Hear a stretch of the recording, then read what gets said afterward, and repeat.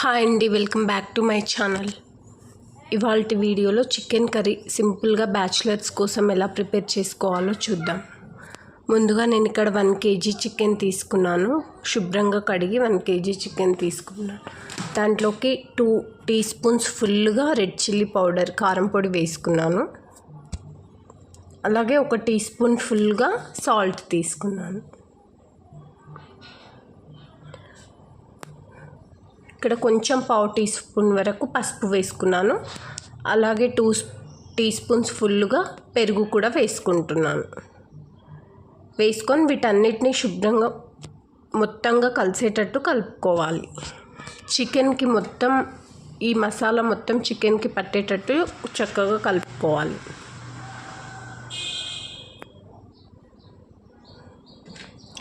ఈ విధంగా మొత్తం కలుపుకొని పక్కన ఉంచుకోండి. ఈలోపు మనం చికెన్కి కావాల్సిన పదార్థాలు ఏంటో చూద్దాం. ఇక్కడ నేను పెద్ద సైజు ఆనియన్స్ 2 తీసుకొని ఇలా సన్నగా కట్ చేసి పెట్టుకున్నాను. అలాగే 2 స్మాల్ సైజ్ టొమాటోస్ తీసుకొని కట్ చేసి పెట్టుకున్నాను. 1 teaspoon ఫుల్గా అల్లం వెల్లుల్లి పేస్ట్, 3 పచ్చిమిర్చి, చికెన్ మసాలా అండి.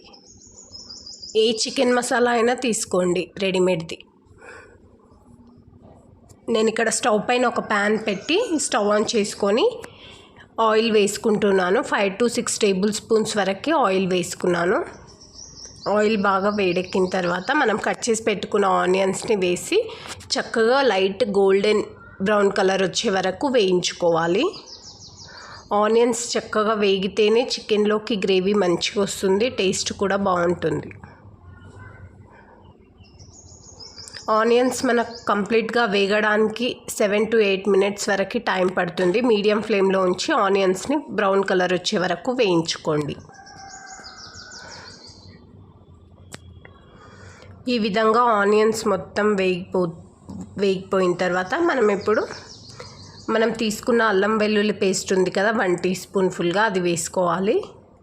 అల్లం వెల్లుల్లి పేస్ట్ పచ్చివాసన పోయే వరకు వేయించుకోవాలి. అలాగే 1/2 teaspoon పసుపు కూడా వేసి ఒకసారి మంచిగా కలుపుకోండి. ఇప్పుడు మనం కట్ చేసి పెట్టుకున్న టొమాటోస్ కూడా వేసి టొమాటోస్ని ఆయిల్లో ఒక 2 to 3 minutes వరకు వేయించండి.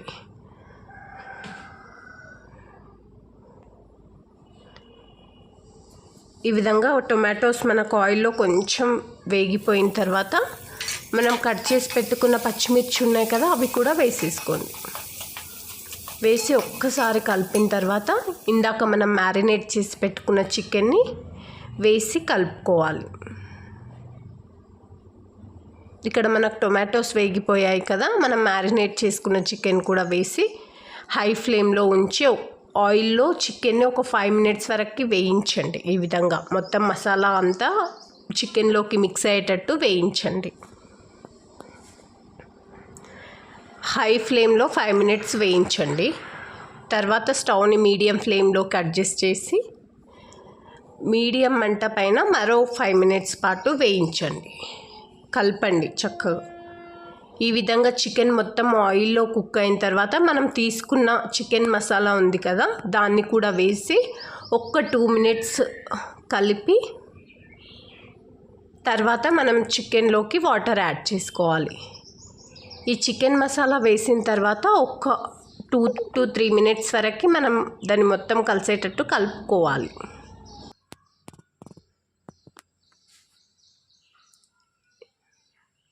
ఈ విధంగా కలుపుకున్న తర్వాత ఇప్పుడు మనకి చికెన్లోకి సరిపడా వాటర్ యాడ్ చేసుకోవాలి. నేను ఇక్కడ 200 ml వరకు వాటర్ యాడ్ చేసుకుంటున్నాను. ఇలా మొత్తం వాటర్ పోసి ఒక 15 to 20 minutes వరకు పైన మూత పెట్టి కుక్ చేసుకోవాలి. వాటర్ మరీ ఎక్కువగా వేసుకోకండి. చికెన్ ముక్కలు మొత్తం కొంచెం కవర్ అయ్యే వరకు పోసుకుంటే చాలు. ఈ విధంగా 15 minutes వరకు కుక్ చేసుకుంటే మనకి ఈ విధంగా చికెన్ మొత్తం కుక్ అయిపోయి ఉంటుంది. గ్రేవీ కూడా మనకు చిక్కగా బాగా వస్తుంది. మరో 5 minutes ఇలా ఓపెన్గానే ఉంచి కుక్ చేసుకుంటే ఇలా ఆయిల్ మొత్తం సెపరేట్ అవుతుంది. అంతే అండి, మనకు చికెన్ కర్రీ రెడీ అయినట్టే. ఫైనల్గా కొత్తిమీరతో గార్నిష్ చేసుకొని దించేసుకోవడమే. బ్యాచిలర్స్కి ఈ రెసిపీ చాలా ఈజీగా ఉంటుంది. చాలా సింపుల్గా చేసుకోవచ్చు ఎవరైనా సరే.